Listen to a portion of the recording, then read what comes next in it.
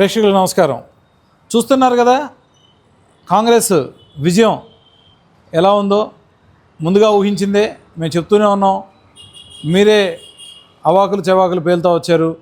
ఈ ఎలక్షన్ విజయం ప్రతి కార్యకర్త, కష్టపడిన కార్యకర్త, ప్రతి నాయకుడు ఈరోజు ఈ బ్రహ్మాండమైన మెజారిటీకి కారణం.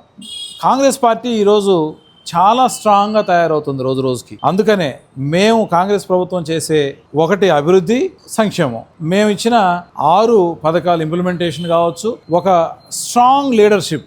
రేవంత్ రెడ్డి గారు సీఎంగా ఉండడం, బట్టి విక్రమార్క గారు డిప్యూటీ సీఎంగా ఉండడం, మరియు మంత్రివర్గం అందరూ, అటు మా ఎమ్మెల్యేలు ప్రతి ఒక్కరూ ఈరోజు కష్టపడి పనిచేయడం, పోల్ మేనేజ్మెంటు ఈరోజు అద్భుతంగా చేస్తున్నాం. ప్రతి కార్యకర్త ఉత్తేజంతో పనిచేస్తున్నారు. అందుకనే ఈ రిజల్ట్స్, ఈ ఉత్సాహం ప్రతి కార్యకర్త, ఈ విజయం, ఇది కార్యకర్తల విజయం, కార్యకర్తలకి అంకితం. అయితే ఎన్నిక ఏదైనా గెలుపు మాదే. రేపు వచ్చే గ్రేటర్ హైదరాబాద్లో కూడా ఇవే రిపీట్ అవుతాయి. కాబట్టి ఎప్పుడు ఎన్నికొచ్చినా, ఏ ఎన్నికొచ్చినా మేము రెడీగా ఉంటాం, మా కార్యకర్తలు రెడీగా ఉంటారు. ఈ విజయాలనే మనం అందుకుంటాం. ఈ ఉత్సాహంతో మా మీద భారం చాలా పెరిగింది. అటు డెవలప్మెంట్, ప్రతి మున్సిపాలిటీలో కూడా అభివృద్ధి కార్యక్రమాలు చేయాలని, అవన్నీ ఏదైతే హామీలు ఇచ్చారో అవన్నీ చేస్తారు.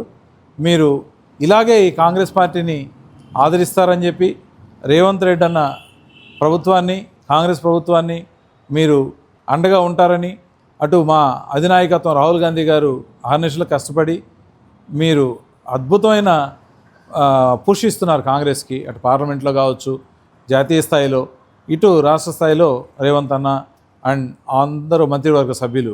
కాబట్టి మీ అందరికీ నా హృదయపూర్వక ధన్యవాదాలు. ప్రతి ఓటర్కి, ఓటేసిన ప్రతి ఓటర్కి, నాయకులకి మరియు కార్యకర్తలకి అందరికీ మరొకసారి నా హృదయపూర్వక ధన్యవాదాలు.